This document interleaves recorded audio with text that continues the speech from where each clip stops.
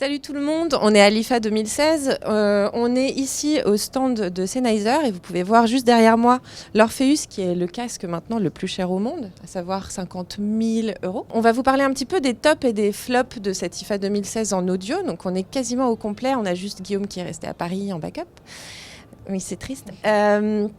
Donc voilà, il y a quelques grosses tendances qui se dégagent, on n'a rien vu de complètement bouleversant, je sais pas, tu me diras.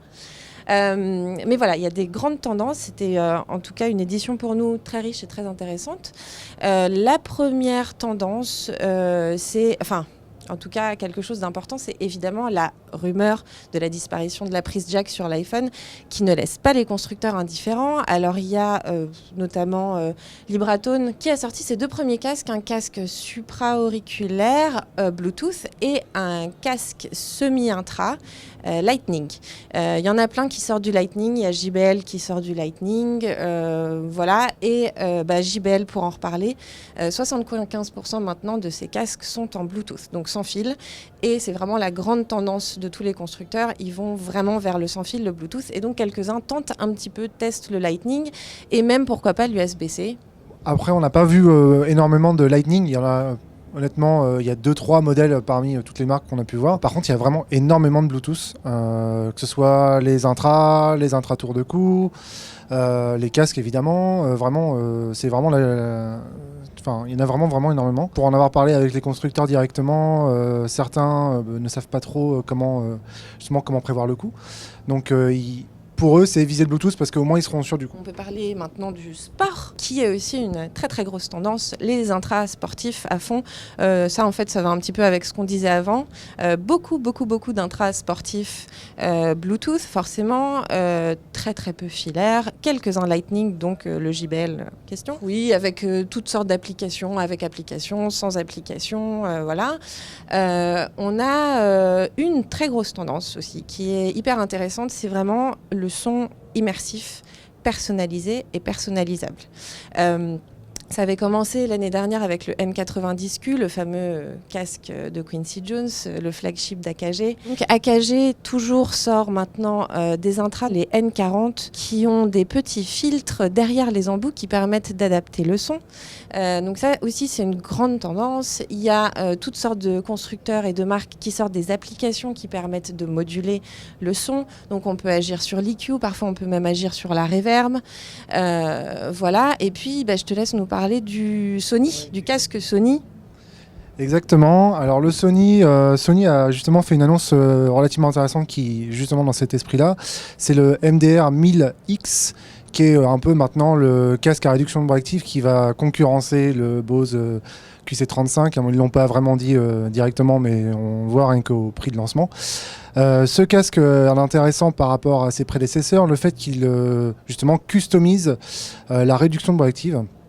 Donc on a le droit à ces fameux sweeps fréquentiels. Alors c'est pas vraiment des sweeps, c'est des séries de sons un peu divers et variés qui permettent justement d'analyser le pavillon de l'oreille et justement d'adapter la réponse en fréquence, en tout cas de la perfectionner pour qu'elle soit la plus efficace possible selon la morphologie de chacun. Ce qui est intéressant, c'est qu'il y a la fameuse technique de la paume ancestrale.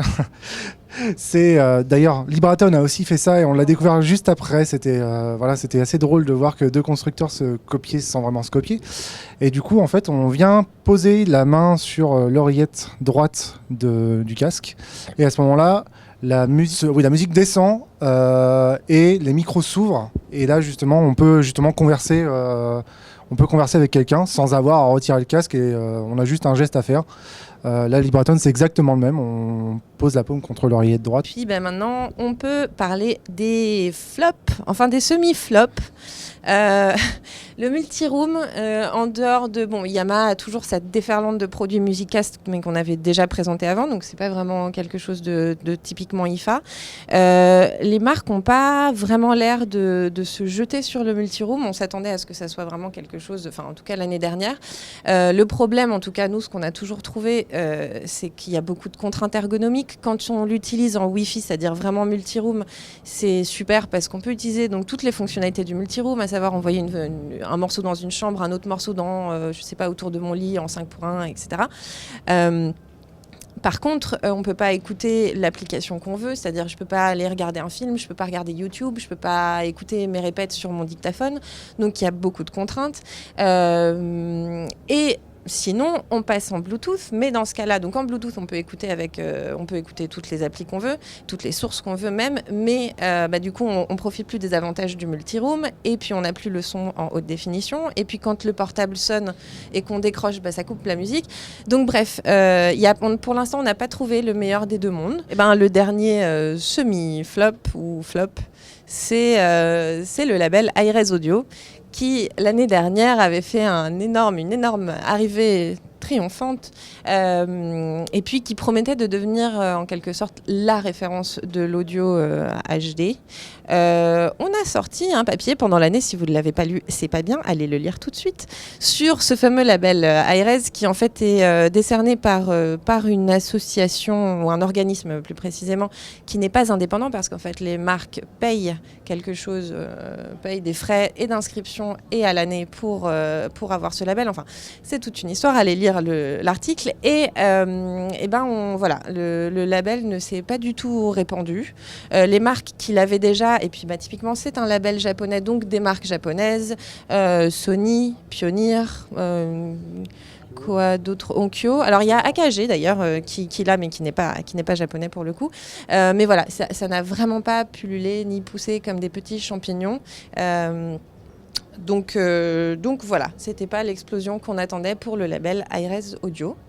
Et puis pour terminer, on aimerait faire juste une mention spéciale à Sennheiser, qui nous a fait une incroyable démonstration d'Ambeo, du son 3D. Donc encore une fois, le son 3D, ça n'est pas le son 360, c'est le son sur 3 axes, donc X, Y et Z au-dessus de la tête, enregistré avec les micros de captation spéciale.